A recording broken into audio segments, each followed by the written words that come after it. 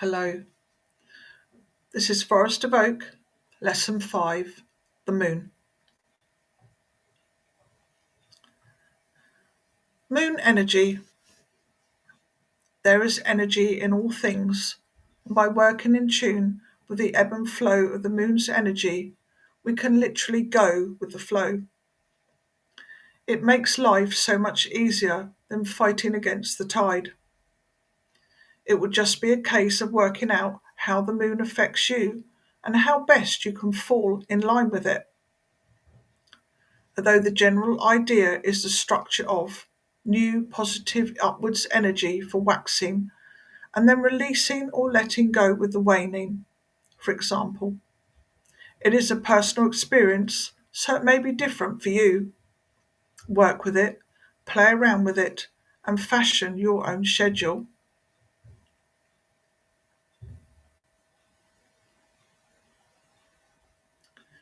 Esbat. The word Esbat is used a lot in pagan circles, but what does it actually mean? It seems to be used more often for a full moon ritual, but I think it is much broader than that.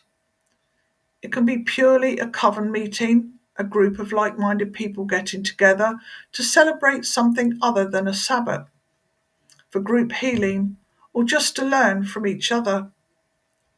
It also seems to cover new moon rituals in some circles.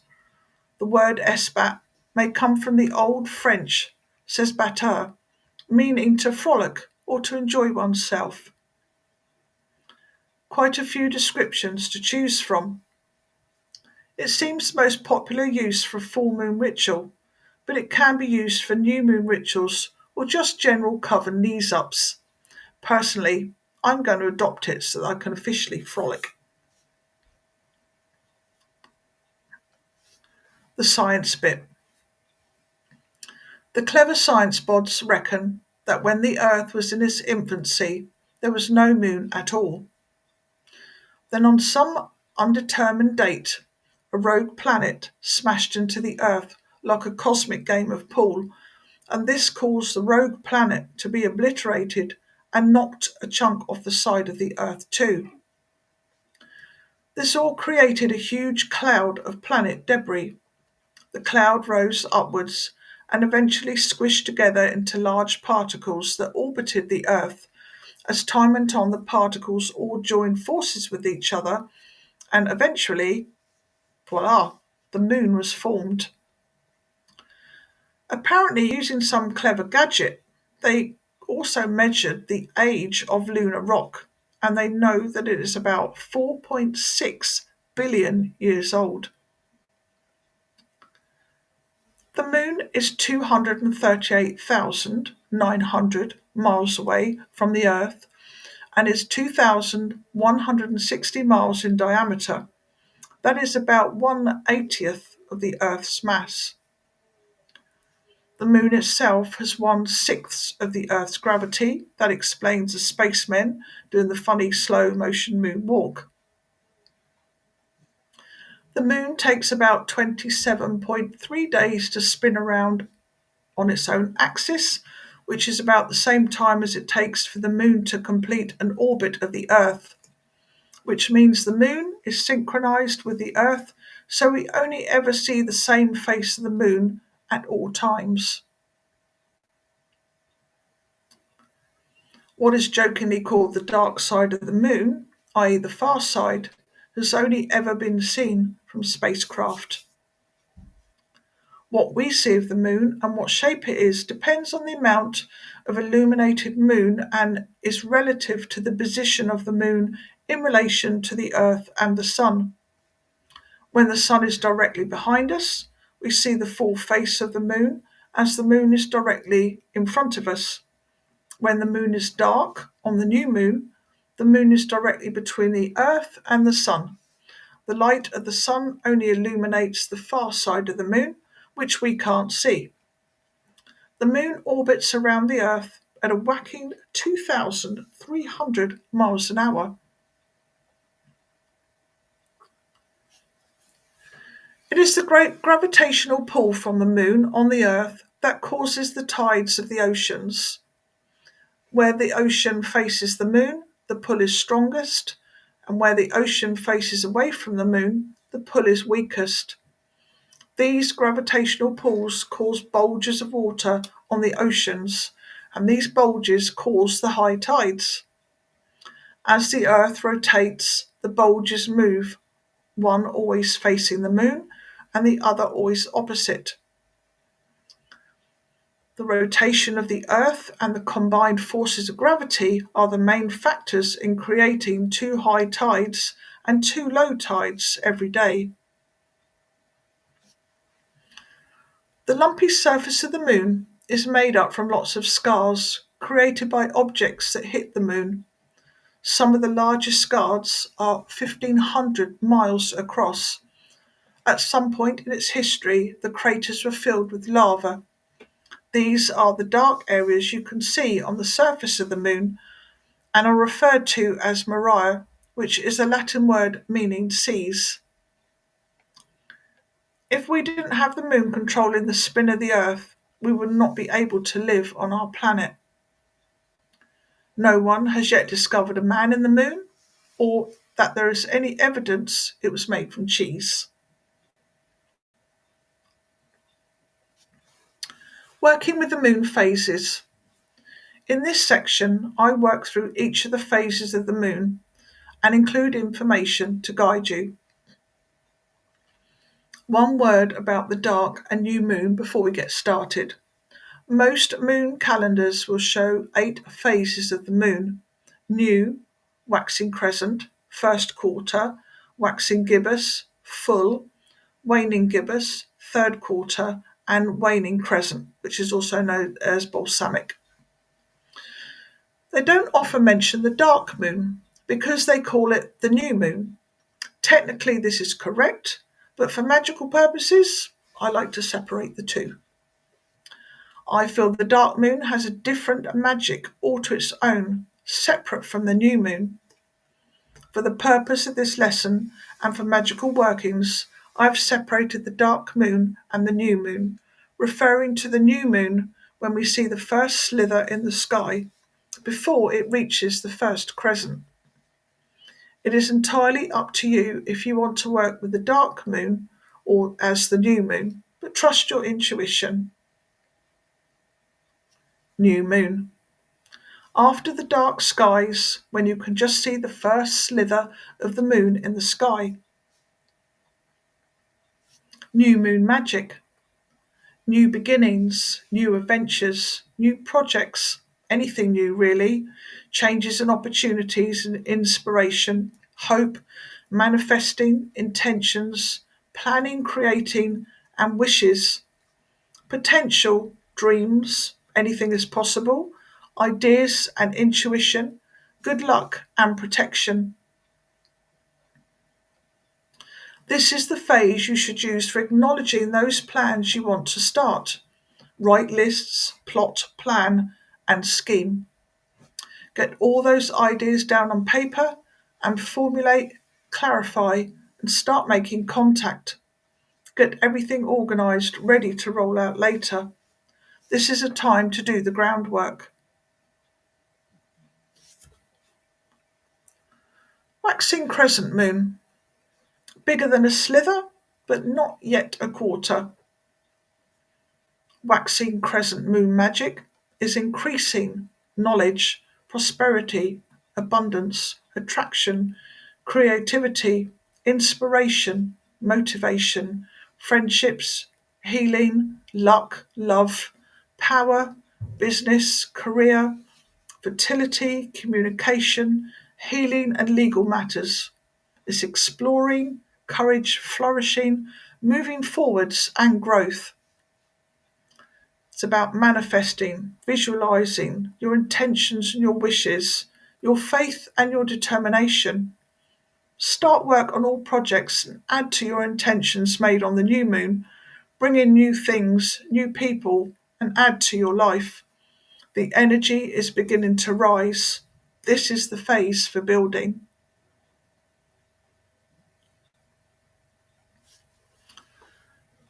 First quarter moon. As the name suggests, This is where a quarter of the moon can be seen. Although it looks like half the moon, as we can only see one side of the globe, this is the moment when the moon has reached its first quarter orbit around the Earth, sometimes called a half moon because that's what we can see. First quarter moon magic: challenges, confidence, courage, manifesting, commitment, realization, visualization, imagination, growth, self healing, intuition, psychic abilities, spirituality, emotions, abundance, creativity, health, beauty, self esteem, self love, family, fertility, luck, friendships, motivation, protection, success, wishes, and actions. Work with elemental magic. This is where ambition takes center stage. Use magic to draw things towards you and attract those that you want and need.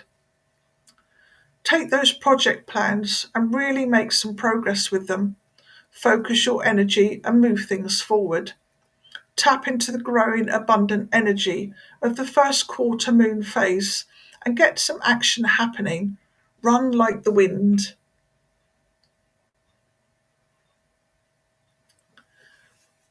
Next, we have the waxing gibbous moon. It's not quite full, but it's getting there. Waxing means that the visible moon we see is getting bigger. Gibbous refers to the shape, which is larger than the semicircle that we saw at the first quarter, but it's smaller than the full circle.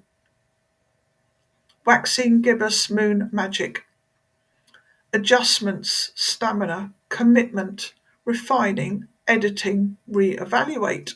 Determination, changes, potential, patience, go with the flow, organisation, focus, clarity, goals, persistence, stamina, reviewing and openness, honing, effort, energy, routines, building and rebuilding, and that final push of effort. We are heading to the full moon energy, so this is that last bit of effort to use the waxing energy to move things forward. Add to what you've been working with, build on the plans, be creative and put the final touches to make things happen. Next, we have the full moon in our full power, showing a big old beautiful circle of silvery light. This is when the sun and the moon are aligned on opposite sides of the earth. Although it is a full moon for a fleeting moment, we can still see what appears to be a full moon the day before and after the point of the full moon.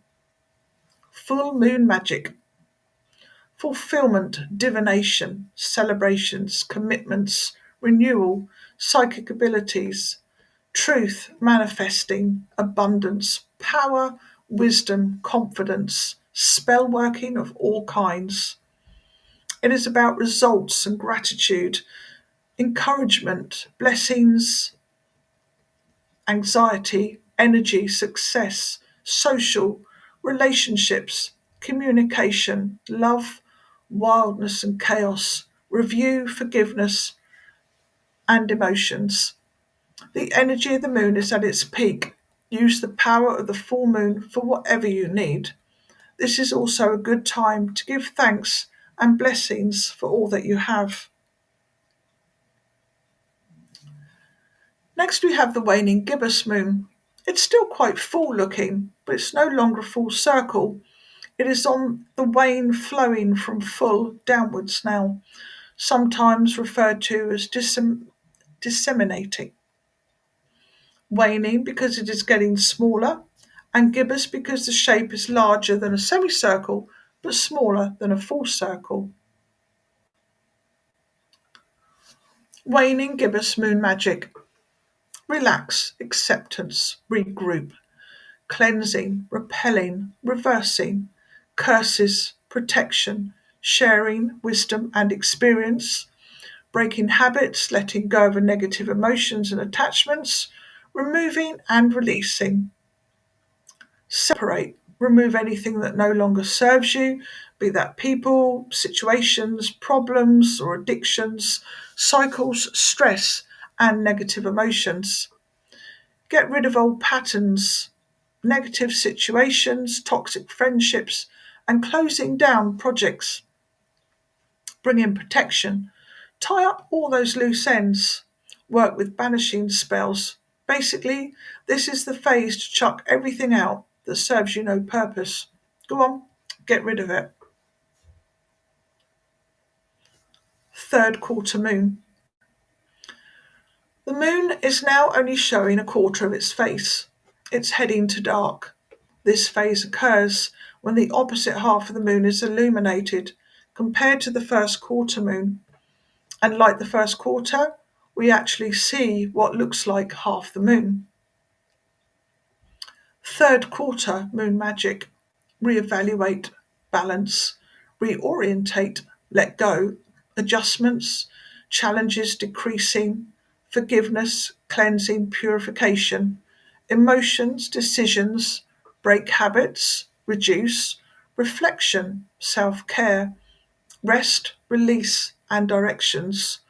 Really tie up all those loose ends now. Finish things completely and tidy up. Break negative patterns and release. Waning crescent moon. You will now only see a crescent moon in the sky, waning because it is getting smaller, heading towards the dark moon. The sun illuminates less than half of the visible part of the moon, sometimes referred to as a balsamic moon. Balsamic comes from the Latin balsamum, meaning soothing or restorative. Waning crescent moon magic. Soothing, healing, acceptance, rest, recuperate, forgiveness, closure, reflection, surrender, hopes and dreams, break bad habits and endings, tie up loose ends from the last moon cycle. Seriously, don't mess about. Get those things done and dusted. The waning crescent energy can really give a boost to releasing and breaking those negative cycles. Go on, jump on board. Dark moon. The 2 or 3 days when the sky is dark and you cannot see the moon at all, hence the term dark. Often considered to be part of the new moon phase, but I like to keep them separate. I think the dark moon has a magic all of its own. The moon is actually facing fully the sun, showing its dark side to the earth. There must be a Darth Vader joke there somewhere. This phase has also been referred to as the dead moon. Dark moon magic. Contemplation, inner work, rejuvenation, beauty, health, personal improvement, planning, plotting, and looking ahead. A time of introspection, self analysis, and reflection. This is really you time. Make the most of looking after and doing things for yourself. Relax, rest, and recuperate. Meditate, contemplate, and just be. It is the total introvert time of the moon. Clear your head, get some clarity, gain some perspective. It's kind of like a quiet, peaceful pause before the whole moon cycle starts again. This phase is represented as the crone aspect of the goddess, the wise woman full of knowledge and magical mystery. The dark moon provides an opportunity for introspection and inner work. It also allies nicely with shadow work.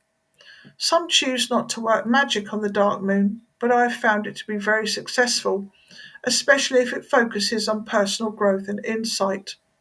Look to divination and meditation for insight into your inner self. Take time to really see yourself how others do, and to take stock of how you treat other people and yourself, why you act and react as you do. Special moons.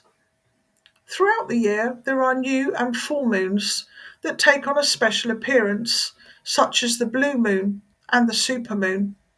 Each one is unique and deserves a little bit of extra attention as they bring some special magic with them. Blue moon. Generally, a blue moon is considered to be the second full moon in a calendar month. Although originally a blue moon was categorized as the third full moon in a season that has 4 full moons. Usually there are only 3 full moons in a season, the season being the period between a solstice and an equinox or vice versa. You still with me? Can be a bit confusing. The idea of the blue moon being the second in a calendar month seems to be a modern idea that surfaced during the 1940s due to incorrect information being published. And as happens in these cases, the misinformation was repeated and the idea seems to have become accepted over the original definition. We all know the phase once in a blue moon, which relates to the occurrence being infrequent. But where did the term come from? There is no definite answer that I am aware of, only suggestions. In Old English, the word betrayer translates as Belu, which may have evolved over time to become blue. The term betrayer was used for the extra full moon that didn't fit into the usual pattern of 12.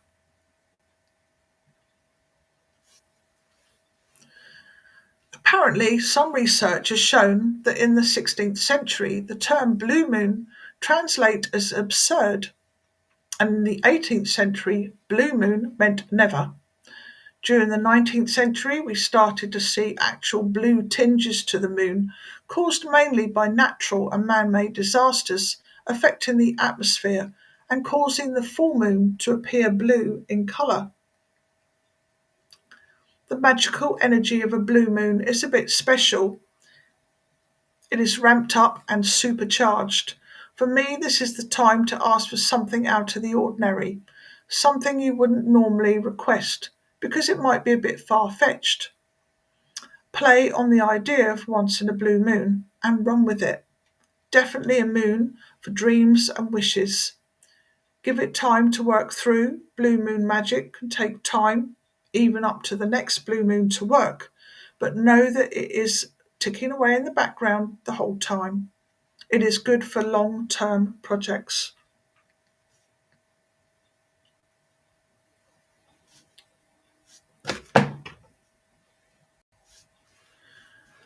We next have a she moon.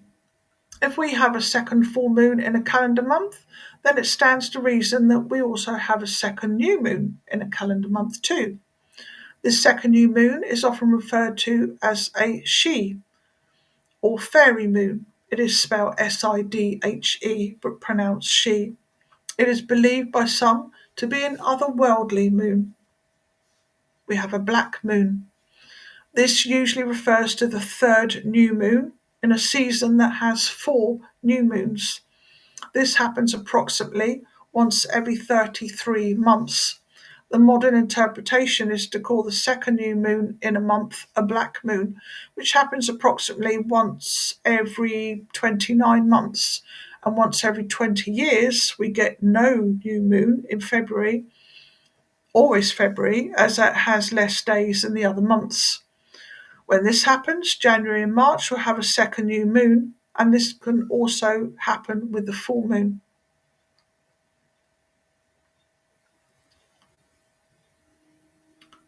Supermoon. When the moon is at its closest point to Earth in her monthly orbit, we call it a supermoon. Because she is our closest point to the Earth, she appears to be much bigger in the sky. It happens when the Earth, the moon, and the sun all align. This happens almost once a year, roughly every 14th full moon. The term supermoon seems to be fairly modern, but it does what it says on the tin. A supermoon seems to put out more power, including create stronger tides on the Earth. From a magical standpoint, Super moon power should be utilised to the max. Don't waste the opportunity of extra oomph in your workings. The energy and power will be much stronger and more intense. Everything will be heightened and amplified. Micromoon. If there is a point when the moon is at its closest to the Earth and appears larger, then there must be an opposite. Yep, when the full moon is at its furthest from the Earth, well, it actually won't look much difference at all to the naked eye, to be honest. It also happens almost yearly, but it's only really noticeable to those science pods with special equipment to see it. You may just think the moon seems a little less bright than usual. The energy from a micromoon will be gentle and kind.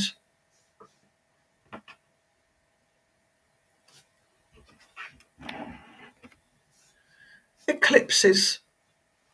A lunar eclipse is a full moon eclipse. A solar eclipse is the new moon eclipse. When a celestial body moves into the shadow of another celestial body, wholly or in part, we get an eclipse. They are quite mystical events. I cannot even begin to imagine what ancient civilizations thought about an eclipse. It must have seemed pretty scary. In fact, even now, when it happens with all of our understanding of the event, it does seem to cast an eerie feeling over everything. Basically, you get the full moon phase in a very short period of time. The moon appears as waxing, waning, and reappearing during an eclipse. Use this condensed whole moon cycle to work some powerful magic. Your spell work is going to be super amplified.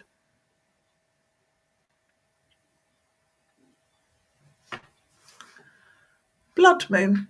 Such a cool name that conjures up ideas of vampires and werewolves.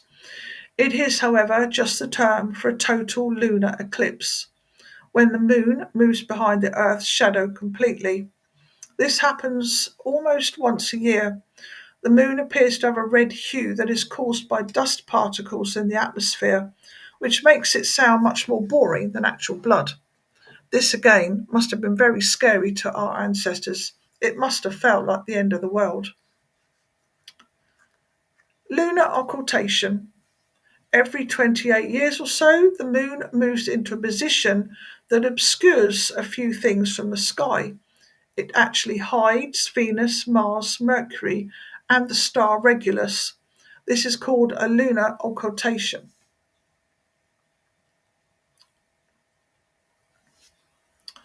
Working with the moon and the zodiac. We are familiar with the zodiac and the cycle that the sun makes through its signs, but the moon and all the planets also travel through them. As the moon moves around the zodiac, the term used is transit. The moon passes through each entire sign in just over 2 days. The moon's passage through the zodiac signs takes slightly less than 28 days. There are 13 of these cycles in a year. This means that the full moon appears in a different sign of the zodiac each month. The moon is always opposite the sun when it is full, so if you know what sign the sun is occupying, the full moon will be in the opposite sign of the zodiac, and the moon moves faster than the sun. I use a phone app to know what the phase moon is and what sign, but I also use a moon calendar of the paper variety. Both give detailed information. They will give you the moon phase detail and the times the moon moves in and out of each sign as well. For example, today the moon is waning crescent, 24.4%, and it's in the sign of Capricorn. If you can work your magic when the moon is in a specific sign of the zodiac, it will add a lot of power to the working. If you can add to that the correct moon phase, then you will have huge amounts of oomph. You can also draw or inscribe the symbol of the zodiac onto candles or include in sigils to gain the magic. Void moon. When the moon is void, this refers to the moon when it is moving from one astrological sign to another. It can take a whole day, or it can just be a few hours, or even minutes.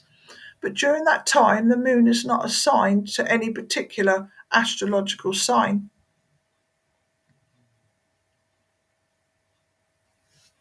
It has a bit of a blind spot when it comes to working magic.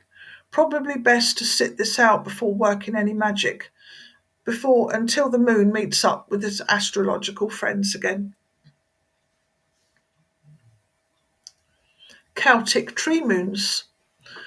I'm not sure how old the Celtic tree calendar is. Some say it is as ancient as the Ogham. Some say it is a more modern invention. However, it is a lovely calendar to follow and is based on 13 months, each named for trees, or based on the Ogham. You can use the added energy from the trees to enhance your Esbat working.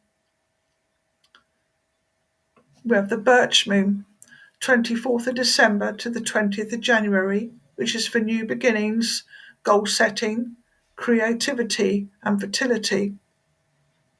We have the Rowan Moon, which is the 21st of January to the 17th of February. This is for preparation, sowing the seeds, astral travel, and protection. Ash Moon, 18th of February to the 17th of March. Travel, transformation, spiritual journeys. Alder Moon, 18th of March to the 14th of April. Balance and fertility. Willow Moon, 15th of April to the 12th of May. Healing and expressing the emotions. Hawthorn Moon, 13th of May to the 9th of June. Fertility, love and prosperity. Oak Moon, 10th of June to the 7th of July. We have growth, success and blessings. Holly Moon, 8th of July to the 4th of August. Celebration, wishes, protection. Hazel Moon, 5th of August to the 1st of September. Inner wisdom and intuition. Vine Moon, 2nd of September to the 29th of September. Balance and bringing plans to fruition. Ivy Moon, 30th of September to the 27th of October. Strength and endurance. Reed Moon, 28th of October to the 24th of November. Connection with the ancestors and looking within. And lastly, we have the Elder Moon, which is the 25th of November to the 23rd of December. Endings and beginnings. Moon Diary. I confess, absolutely rubbish at keeping a journal. However, if you can give it a go and stick with it, a moon diary is an excellent record to keep. It can track each moon phase and astrological position and how they affect your moods and your well-being. It can help you to understand your own cycle, no matter what gender you are, and to live in harmony with the energy of the moon rather than fighting against it. Diaries and calendars have the moon phases included, or there are some good phone apps and printable charts downloadable from the net.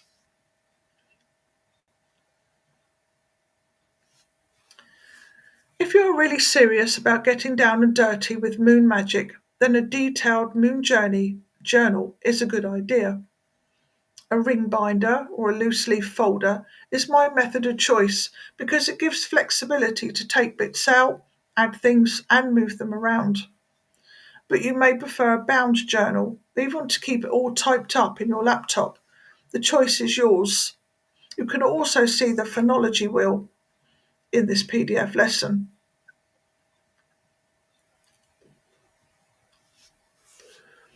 I am going to give you some suggestions on how to use it, but it isn't set in stone. Keep it fluid and add what feels right to you. Your moon sign. Once you have worked out your moon sign from your date of birth, jot down the details, personality traits and habits, and those that resonate with you. Include those that you don't think are relevant at first. You may make discoveries along the way. There are some good online sites that will help you work out your moon sign. You may also like to add details of your sun sign as well. Moon cycle journal with all the phases noted on. You can also add the signs the moon is in to give a more detailed basis. Areas of your life. That's relationships, love, family, work, school, health, and social life. This will give you a section to add how each of these are affected by the different phases of the moon. A general daily section to chart your movements and general mood and well-being. Add to your journal by putting in drawings and images of the moon, yourself, and anything that takes your fancy.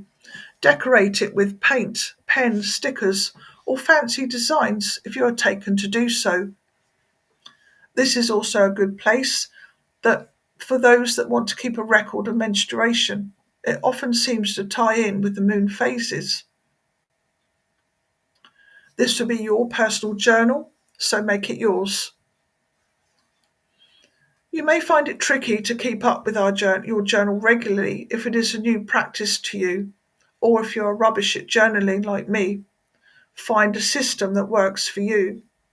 It might just be a case of setting a regular time each day to sit for a few minutes and write up your notes. If you do lapse, don't beat yourself up about it. Just jump back in and start again. You don't have to write volumes, pages, or even paragraphs. Just a sentence or two each day is perfectly acceptable. Using your journal on a regular basis will not only help keep you in tune with the moon, but also to learn a lot about yourself in the process. It really is a personal journal of discovery. Phonology wheel. I'm including what is referred to as a phonology wheel here. Personally, I find the space is way too small to write in. I prefer to write it in list format, but this will give you a sort of guide to begin with. A phonology is a type of journal or calendar that encourages you to observe and log what is happening with nature and the earth around you. It records seasonal and cyclic phenomena. We have provided a template for you to experiment with, or you might like to create your own design. You can begin at any point you wish. My suggestion is to start at the full or the new moon. The outer ring tracks the phases of the moon. The second ring can be used to log the weather on that particular day. You could also draw a sun or a cloud with rain, for example. If you aren't very artistic, you can either write or devise a symbol to represent the weather. The third and the largest ring is for logging natural phenomena, how you might be feeling, your energy levels, or for those that menstruate, it can be used to track your cycle. The inner ring can be used to write the date. I've added boxes at the bottom for additional notes and drawings that you might like to add. There isn't a lot of space on the wheel for writing, so you might want to use it as a reference and write your findings on a separate piece of paper or on a journal. And we have included a phonology wheel in the lesson PDF.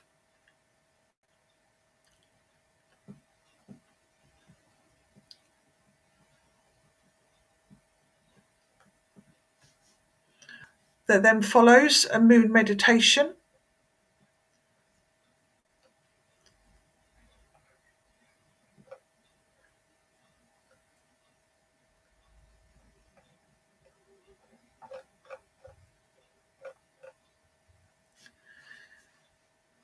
If you can be outside under the light of the moon, that'd be great.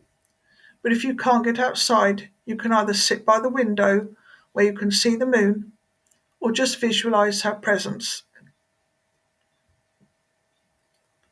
Stand or sit in a comfortable position and close your eyes and take a few deep breaths to ground and center yourself.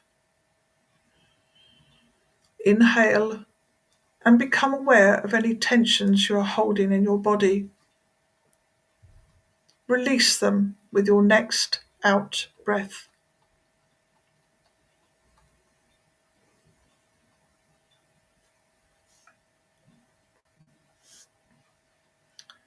Feeling relaxed now, begin to gaze up at the moon. Notice what phase she is in. Allow the energy of the moon to bathe you in silvery light. Breathe in deeply and visualize the moon's light filling your entire being.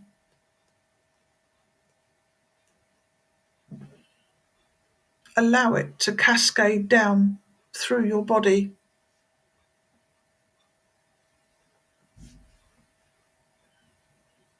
Throw your arms open wide to her now and invite the energy to move deeper into your body. Feeling the divine energy coursing through your veins and flowing into your limbs.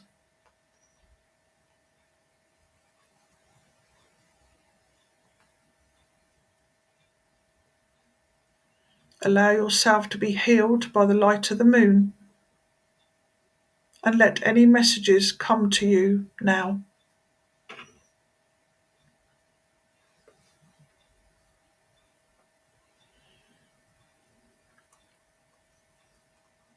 When you are ready, let the energy draw back up through your body and out from the top of your head.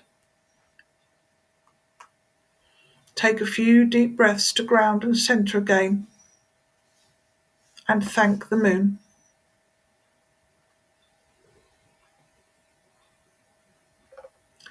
Information for this lesson is taken from Rachel Patterson's book, Beneath the Moon.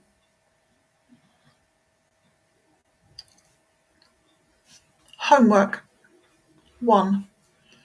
Start a moon diary to record your feelings and how they relate to the moon's phases. This can be a separate journal or part of one that you are already using. Report your findings over the next 3 weeks. This should include at least 2 moon phases, so you can see what effects these phases have on you. You do not need to submit the journal in its entirety. We don't need to see the actual pages, but report the interesting patterns or behaviours that you notice. You might like to work from the phonology wheel provided. 2. Write out your own moon phase correspondences for each of the 9 phases that are included within this lesson. That is the dark moon, the new moon, waxing, crescent, etc. Add your own correspondences for each.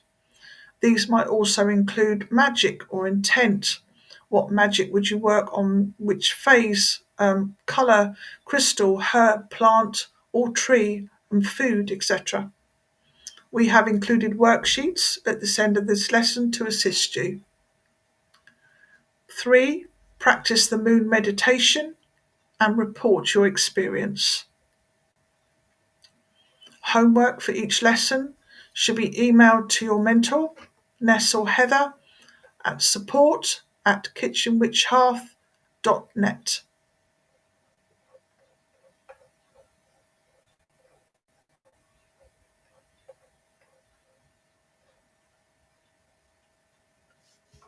And at the end of the lessons, there is further study, Kitchen Witch YouTube, Rachel's YouTube. We also have blogs, Rachel has blogs, all discussing moon magic.